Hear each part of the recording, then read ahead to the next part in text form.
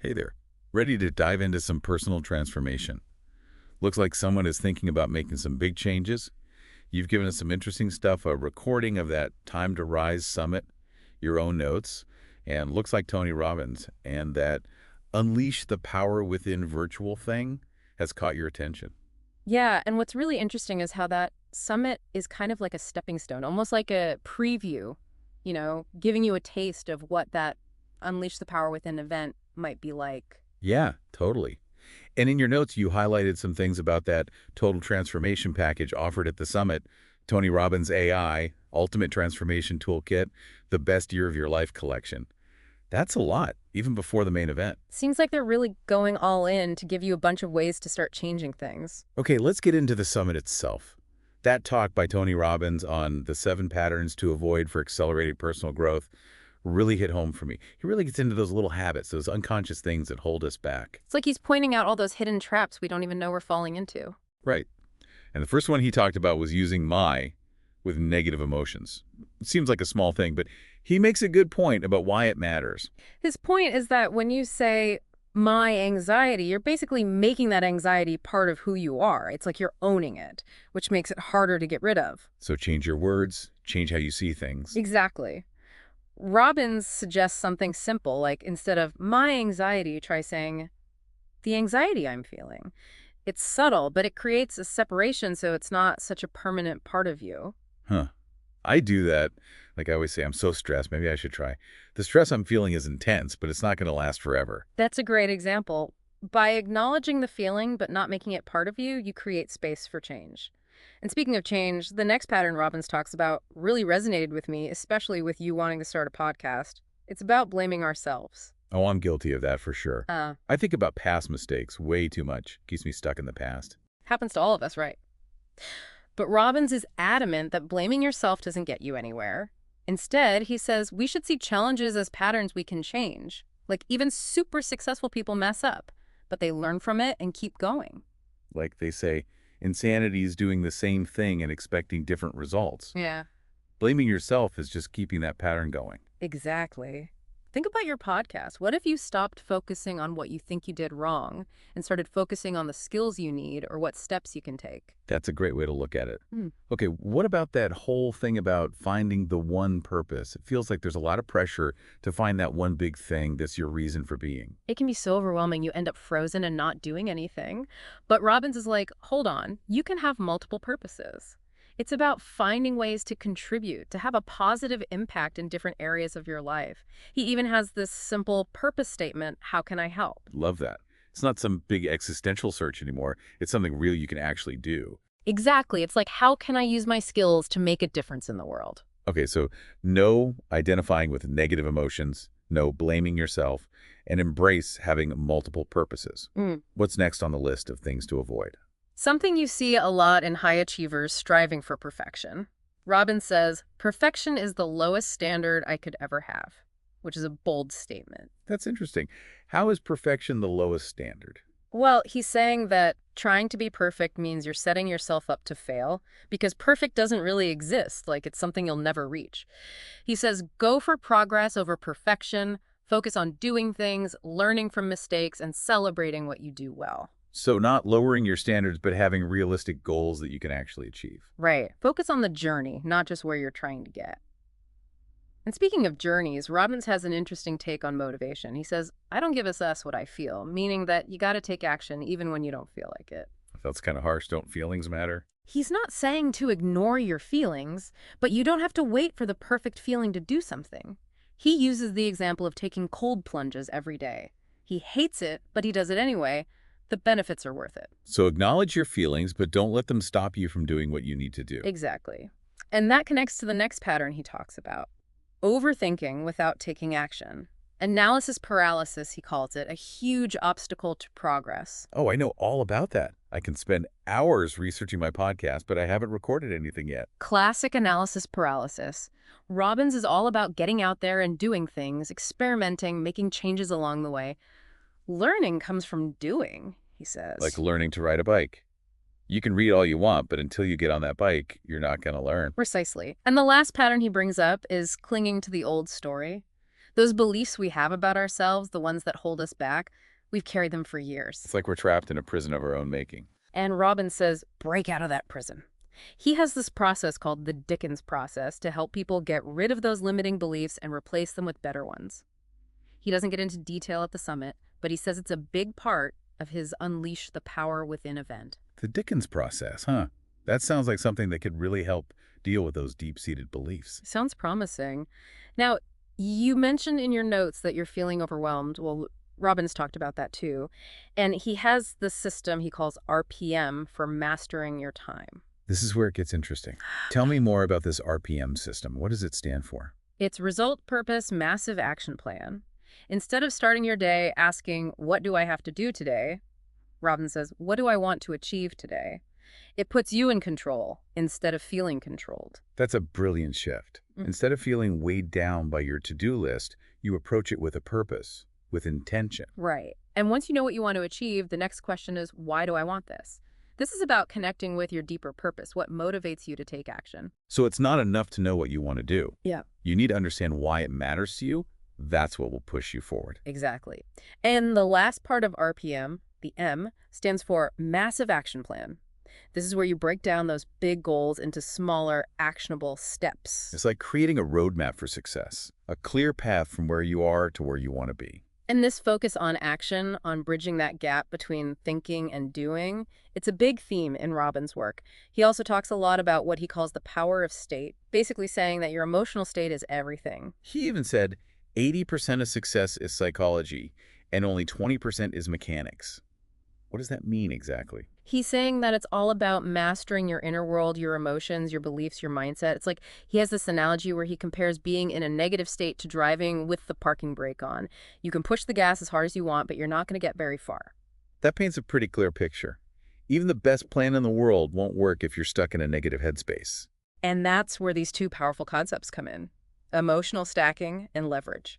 Okay, I need to hear more about these. What are emotional stacking and leverage, and how can I use them to my advantage? Emotional stacking is all about intentionally creating positive emotions.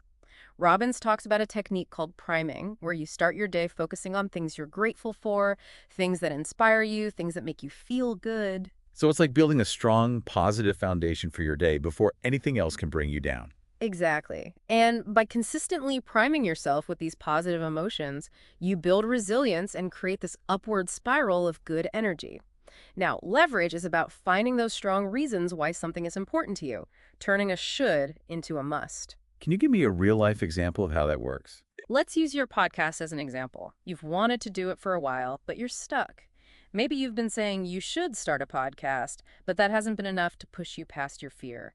Leverage is about going deeper, finding those reasons that will make you do it no matter what.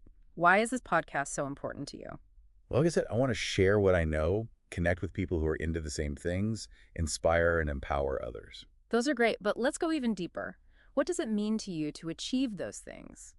How would it feel to make a positive impact on someone's life through your podcast? It would be incredibly fulfilling. Like I'm finally living my purpose, making a real difference in the world. That feeling, that fulfillment and purpose, that's your leverage. That's what will drive you to take action, even when it's hard. It's amazing how shifting from should to must can be so motivating.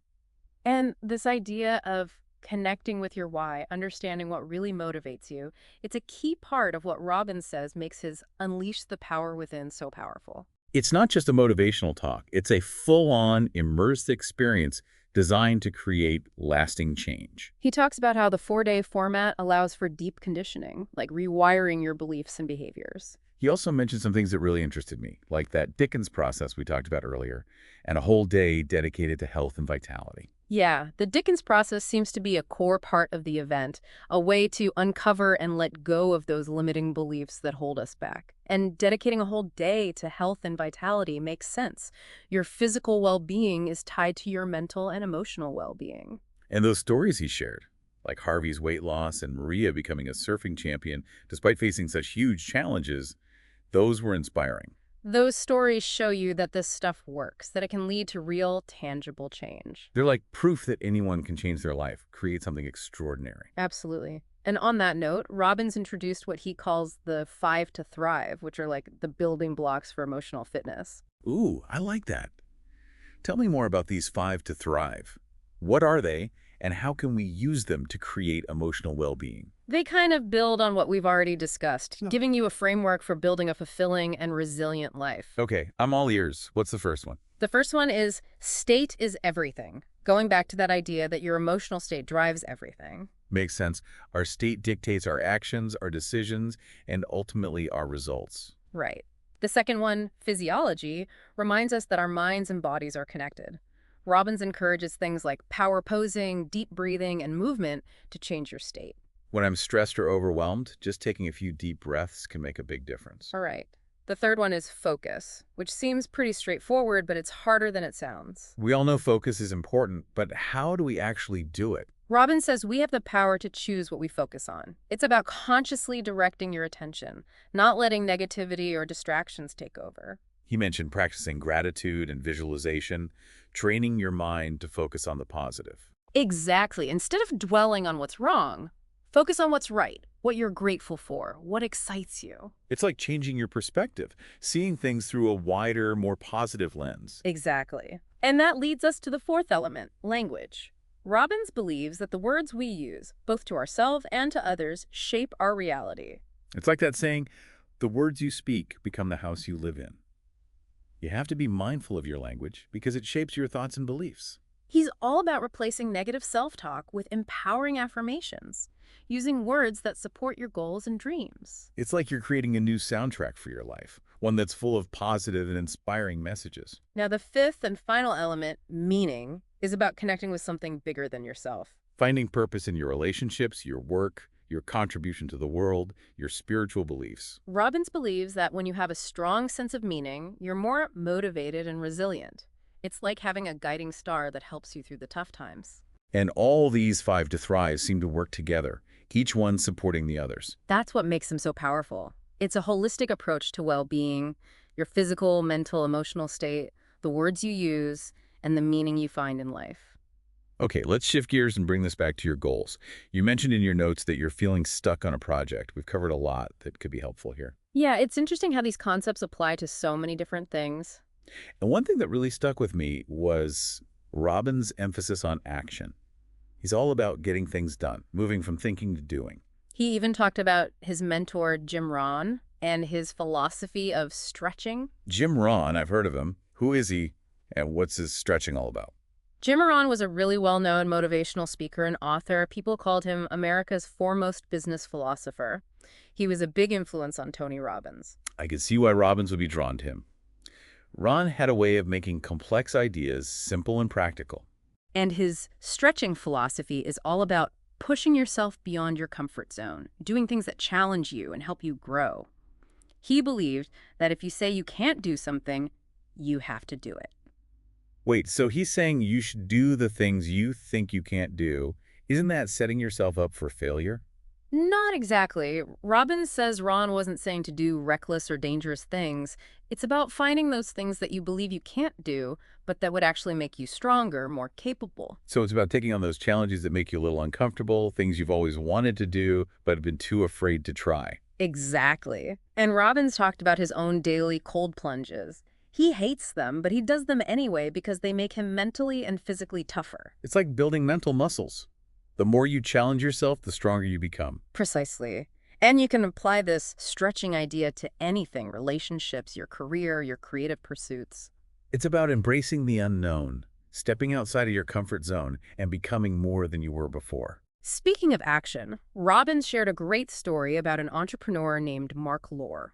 Ooh, I love those stories. What did Mark Lohr do that was so remarkable? He's a serial entrepreneur. He's got this knack for building super successful businesses really fast. He co-founded Diapers.com and grew it into a $500 million company in just 3 years. Wow, that's some serious growth. What was his secret? Robbins asked him that, and his answer was simple. He puts the cart before the horse. Wait, isn't that backwards? Yeah, most people say don't put the cart before the horse. They wait for the perfect plan, the perfect time, but Lohr doesn't do that. He takes action first and figures it out as he goes. Exactly. He's all about getting started, even if it's not perfect. Because you learn by doing. He says, do something. Do it now. Do anything. If it doesn't work, you'll learn. But do it now. It's the difference between dreaming about starting a business and actually launching one, even if just a side hustle. And Lohr's approach works. After selling diapers.com, he founded Jet.com and sold it to Walmart for $3.3 billion, all within a year of starting it. Okay, that's impressive. He clearly knows what he's doing. His philosophy really lines up with what Robbins teaches about overcoming procrastination and analysis paralysis. It's about breaking out of that planning and overthinking cycle and taking that first step. Like we were saying about learning to ride a bike. You can't just think about it. You have to get on and try. Exactly. And it's okay to make mistakes along the way. Now, you mentioned feeling stuck on a project. Maybe there's a fear holding you back or you're not sure where to start. Yeah, and Robbins talked about those two concepts, emotional stacking and leverage. They might be helpful here. I think that would be really helpful. Could you remind me about them and how they might apply to my situation? Of course, emotional stacking is about creating a positive emotional state on purpose. Robbins has this technique called priming, where you spend a few minutes each morning focusing on things you're grateful for, things you're proud of, things that make you excited. You're building a positive foundation for your day. Instead of letting your mood be controlled by whatever happens, you choose to start with positive emotions, like listening to upbeat music instead of the news first thing in the morning. Exactly. And then there's leverage. This is about connecting with your why, the reasons that make something a must for you, not just a should. It's about finding that burning desire that will push you through any challenges. Right. So let's apply this to you. What's this project you're stuck on, and what are some whys that could give you leverage? What makes this project a must instead of a should? Well, we've talked about this. I really want to launch a podcast, but I keep getting caught up in the details and doubting myself. That's common.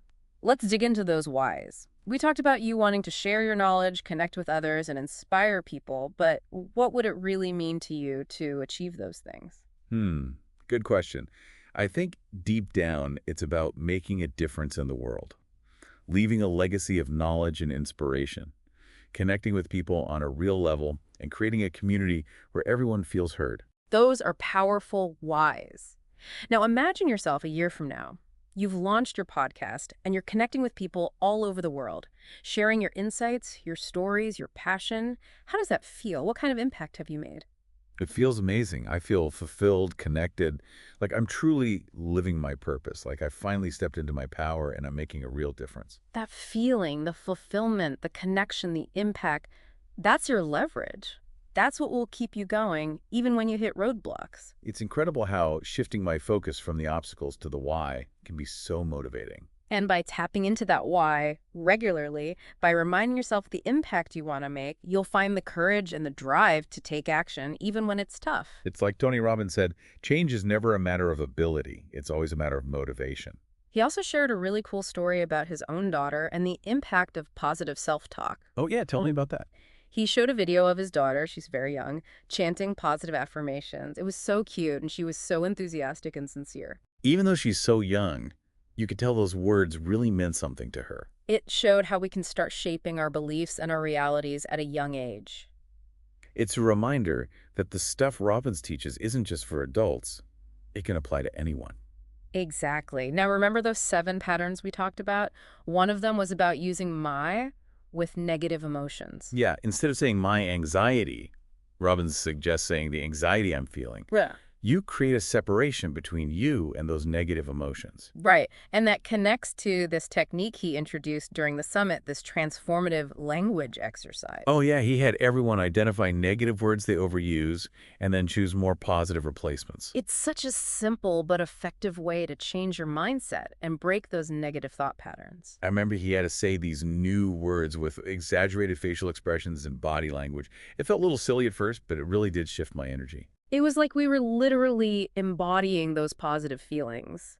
And to wrap up the summit, Robbins led everyone in this powerful incantation, all these affirmations designed to reinforce those positive beliefs. Hearing thousands of people chanting together, declaring their commitment to living a life of purpose, it was incredibly moving. It was a palpable shift in energy, a collective surge of inspiration. It sounds like Robbins creates a really transformative experience at his events. He's definitely got a way of igniting people's passion and potential. And he kept emphasizing how important community and support are on this journey. Like having a tribe of like-minded people cheering you on and holding you accountable. And he shared some pretty amazing results from a Stanford study on the long-term impact of Unleash the power within. Yeah, those results were incredible even a year after the event. 93% of participants reported a significant improvement in their depression levels.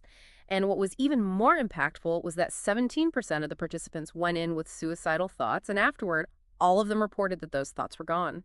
That's huge. Wow. It really highlights the potential for profound and lasting change. It's not just a temporary boost, it's real transformation.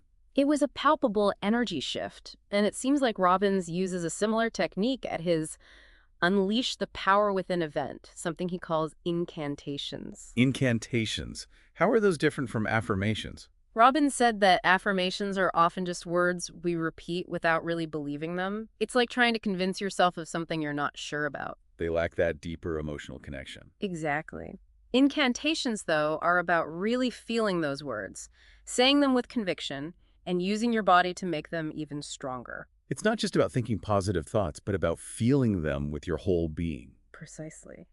And it seems like these incantations can really change your brain, creating new neural pathways that support your beliefs and behaviors. Like you're literally changing your mind through the power of your words and actions. Now, switching gears for a moment, you mentioned feeling stuck on a project. Yeah, and Robbins' talk really emphasized action. It's about getting things done, not just thinking about them. He even talked about his mentor, Jim Rohn, and his philosophy of stretching.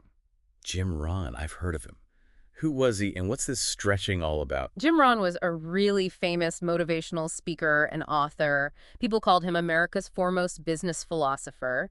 And he had a big impact on Tony Robbins early on. I can see why Robbins would admire him. Ron had a knack for making complex ideas simple and actionable. And his stretching philosophy is all about pushing yourself past your comfort zone, doing things that challenge you to grow. He believed that if you think you can't do something, you have to do it. Wait, he's saying you should do the things you think you can't? Isn't that asking for failure?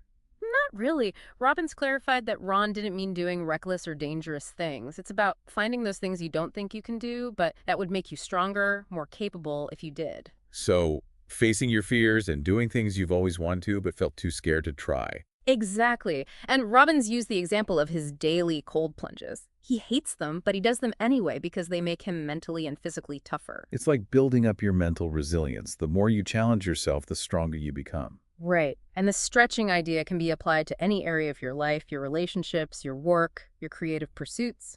It's about embracing the unknown, pushing yourself out of your comfort zone, and reaching your full potential. Speaking of taking action, Robbins told this really interesting story about an entrepreneur named Mark Lohr. Ooh, I love a good entrepreneur story. What did Mark Lohr do that was so amazing? He's got a real talent for building super successful businesses really quickly. Like, he co-founded Diapers.com and grew it to a $500 million company in just 3 years. Wow, that's impressive. What was his secret? Robbins asked him that, and his answer was surprisingly simple. He puts the cart before the horse. Wait, what? Yeah. Isn't that the wrong way around? Exactly. Most people say don't put the cart before the horse. They wait until they have a perfect plan before doing anything. But Lohr does the opposite. He takes action first and figures it out as he goes. Exactly. He believes in getting started, even if it's messy, because you learn by doing. He says, do something, do it now, do anything. If it doesn't work, you'll learn, but do it now. It's the difference between dreaming about starting a business and actually taking the leap, even if it's just a small side project. And it worked for him. After selling Diapers.com, he started Jet.com and sold it to Walmart for $3.3 billion, all within a year of starting it. Okay, that's amazing. He definitely knows how to get things done. His philosophy really supports what Robbins teaches about beating procrastination and analysis paralysis. It's about getting out there and doing something, experimenting, and learning as you go. Like that bike riding analogy. You can't learn by just thinking about it. You have to actually try. Exactly. And it's okay to make mistakes along the way. Now, you mentioned earlier that you're feeling stuck. Maybe there's a project you've been putting off or something you're afraid to start. Yeah, Robbins talked about emotional stacking and leverage. They might be helpful here. I think so too. Can you remind me what those are and how they could help me? Sure. Emotional stacking is about deliberately creating positive emotions. Robbins has this technique called priming, where you spend a few minutes each morning focusing on things you're grateful for, things you're proud of, things that excite you. You're basically setting a positive tone for the day. So instead of letting your mood be controlled by what's going on around you, you actively choose to start with positive emotions. Exactly. And then there's leverage. This is about finding your why, those deep, powerful reasons that make something a must-do for you, not just something you should do. It's about finding that fire within that pushes you to overcome challenges. Right, so let's apply this to you. What's the project you're stuck on, and what are some whys that could give you that leverage? What makes this project a must instead of a should? Well, we were talking about your podcast and those deep whys that could make it a must for you. What would it mean to you to actually achieve those things, to share your knowledge, connect with others, inspire them? That's a really good question.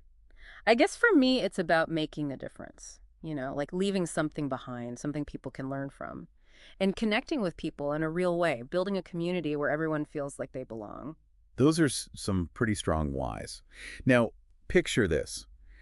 It's a year from now, you've launched your podcast, and you're reaching people all over the world. You're sharing your knowledge, your experiences, your passions. How does that feel? It feels incredible, honestly. Like I'm doing what I'm meant to be doing, like I'm making a real impact. I feel fulfilled, connected, like I'm finally using my voice to make a difference. That feeling right there, that's your leverage. That's what's going to keep you going when things get tough, because they will. Wow, just shifting my focus from the challenges to the why makes a huge difference in how motivated I feel.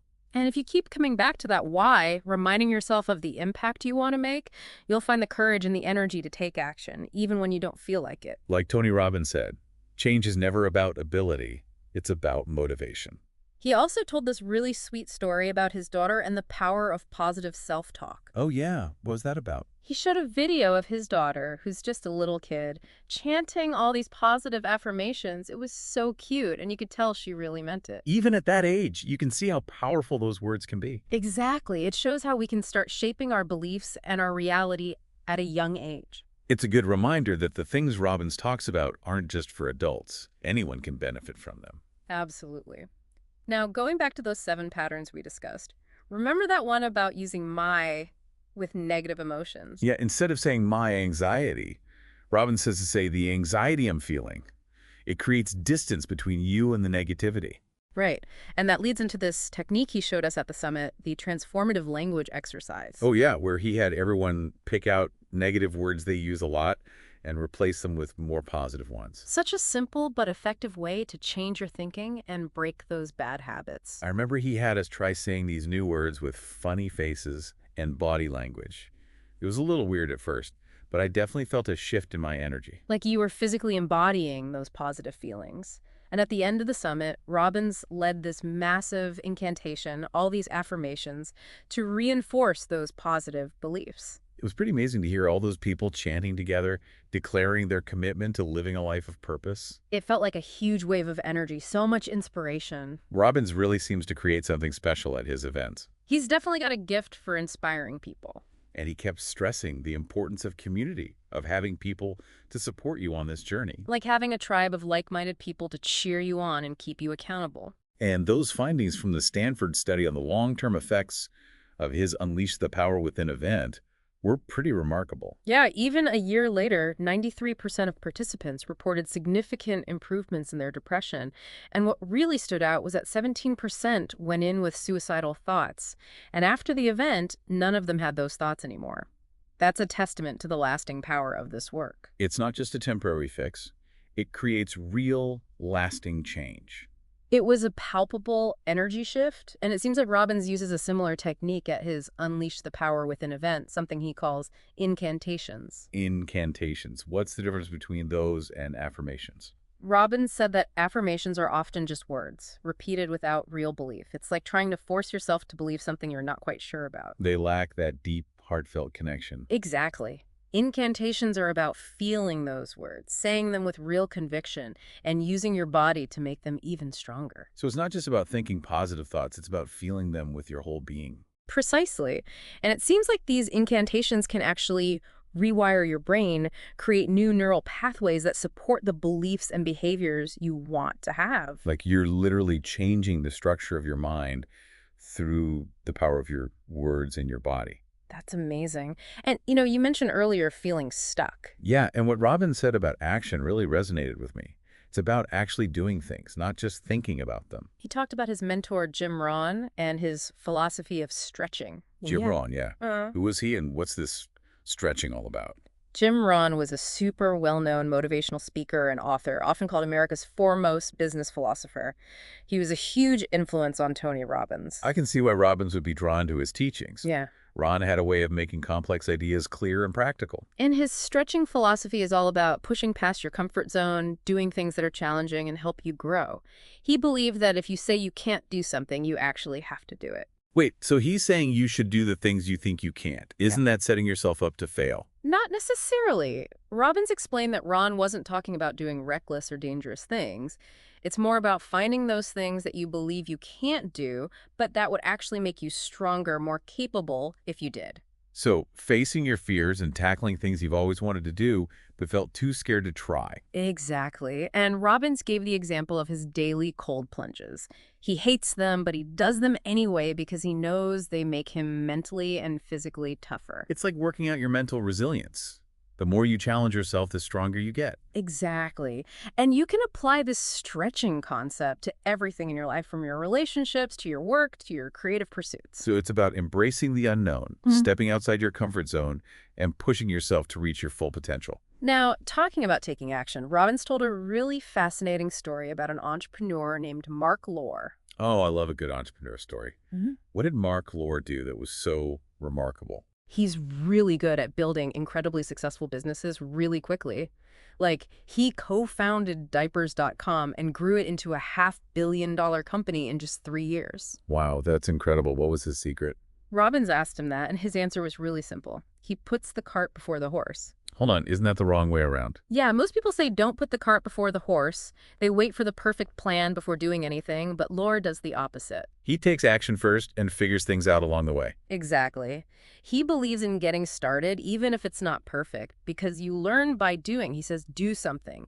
Do it now. Do anything. If it doesn't work, you'll learn, but do it now.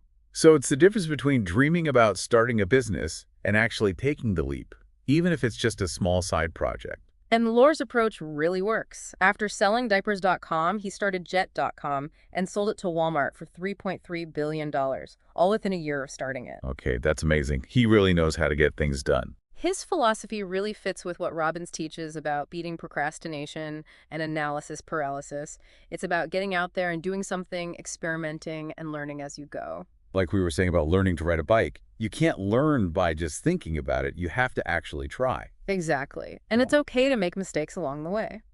Now, you mentioned feeling stuck earlier. Maybe you've been putting off a project or something's holding you back. Yeah, and I remember Robbins talking about emotional stacking and leverage. Those could be helpful here. I think so too. Can you remind me what those are and how they could help me? Sure. Emotional stacking is about purposely creating positive emotions. Robbins talks about this technique called priming, where you spend a few minutes each morning focusing on things you're grateful for, things you're proud of, things that get you excited. Basically, you're setting a positive tone for your day. So instead of letting your mood be dictated by external factors, you actively choose to start your day on a positive note. Exactly. And then there's leverage. This is about connecting with your why, those deep, compelling reasons that turn something from a should into a must for you. It's about tapping into that inner drive that helps you push through challenges. Right. So let's try applying this to you. What's that project you're feeling stuck on, and what are some of those whys that could give you that leverage? What makes this project a must instead of a should? So we were talking about those whys that give you leverage, those things that make a project a must instead of a should. And, it's interesting how that connects to what Robin said about the power of incantations. Yeah, those incantations. You mentioned those, but what's the difference between an incantation and a regular affirmation? Well, Robin said that affirmations are often just words. You're repeating them, but you don't really believe them. It's like you're trying to trick yourself into believing something. They're missing that deep emotional connection. Exactly. But with incantations, you really feel those words. You say them with conviction.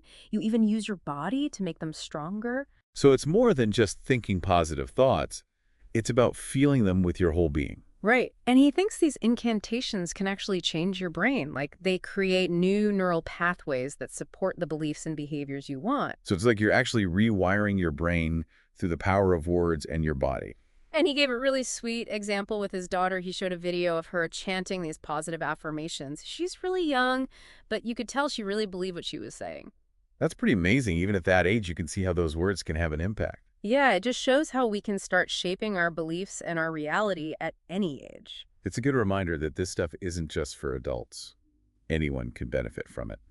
You know, when I think about all the things we've talked about, the thing that really stands out to me is that idea of taking control of your inner world. Yeah, like realizing how powerful your state is, learning to master your emotions, and use them to your advantage. It always comes back to that idea that 80% of success is psychology, doesn't it? It really does. We have a lot more control over our thoughts, our beliefs, and our feelings than we think. And when you change your inner world, it changes your outer world too. It's like Gandhi said, be the change you want to see in the world. It starts with you. Absolutely.